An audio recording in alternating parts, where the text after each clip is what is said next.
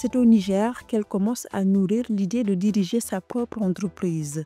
Après une riche carrière d'ingénieur dans l'industrie mondiale de l'énergie, 20 ans durant, et bien qu'il lui était totalement étranger, Indira Moody s'est lancée dans le secteur de l'agroalimentaire où, depuis 2017, elle occupe le poste de présidente directrice générale de la société Viandes La France, plus gros abattoir de bovins et de caprins du Québec, tout en travaillant à renforcer la marque et à concevoir des pratiques et des produits éco-responsables respectant les traditions gastronomiques locales. Indira Moody nourrit l'ambition de partager son expertise en tant que leader mondial et inspirer la prochaine génération. Indira Moody, je suis ingénieure industrielle à la base, formée au Canada, au Québec. Donc, moi, j'ai une carrière excellemment bien remplie. J'ai eu le privilège d'être recrutée à la base même en tant qu'ingénieur terrain par la multinationale Schlumberger dans le secteur de l'énergie, où j'ai passé mes 11 premières années. J'ai vraiment appris tout le domaine de ce qu'ils appellent du forage pétrolier, de tout ce qui est, qu'on parle du forage, de la complétion, du sismique, de tout ce qui est artificial lift, d'aller trouver, pouvoir la connaissance, d'aller chercher tout ce qui est résiduel dans le sol. J'ai fait vraiment une carrière dans le sens que je suis passée d'ingénieur terrain sur les plateformes pétrolières, à gérer des plateformes, à gérer des pays, à gérer des structures. Dans la partie des ressources humaines, j'ai pu couvrir les 4 continents avec Schlumberger. J'ai fini ma carrière avec eux en étant en charge de la plus grande manufacture des pompes basée à Houston, au Texas.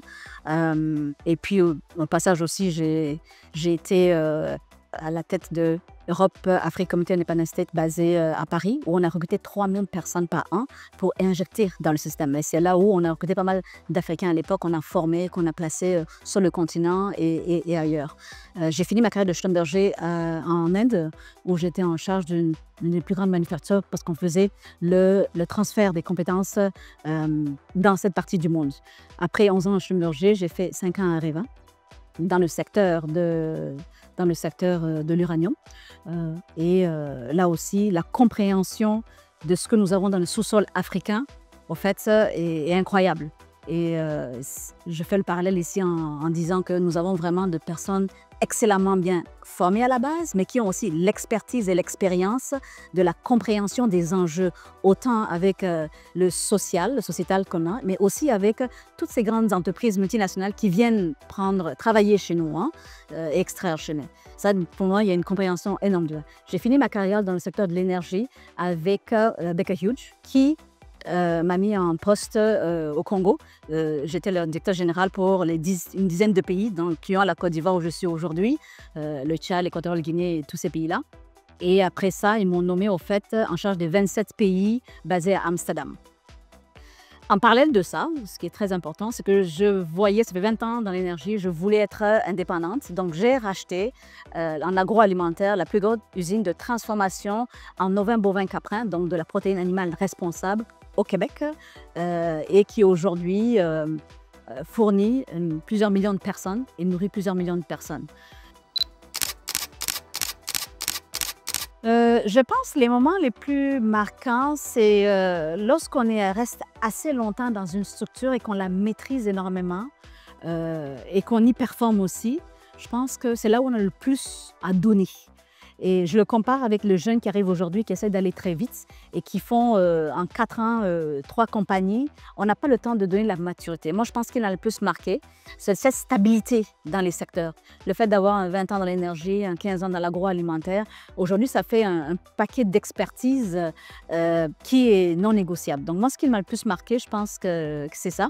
Et ce qui me marque le plus, je pense, aujourd'hui, c'est de voir combien est-ce que les enfants de la diaspora comme nous sont très mûrs, très prêts à venir travailler sur notre continent, à venir redonner, à venir construire, à venir bâtir. On dit souvent qu'on a énormément de ressources, mais on n'a pas de manufactures.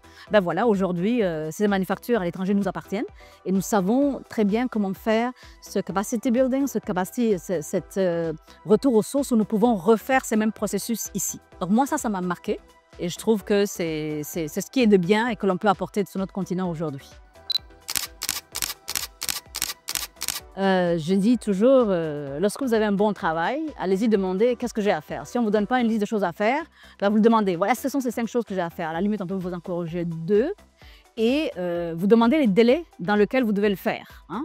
On vous dit, bon, vous avez ces 5 choses à faire, vous devez le faire en 6 mois. Ben là, on prend le cahier de charge, on va, on court, on le fait pas en 6 mois, mais en 4 mois ou en 3 mois et on en fait un petit peu plus. Donc ça, c'est le secret pour moi de la réussite. Travailler vraiment sur les objectifs qui sont donnés. L'intégrité, ça n'a pas de prix.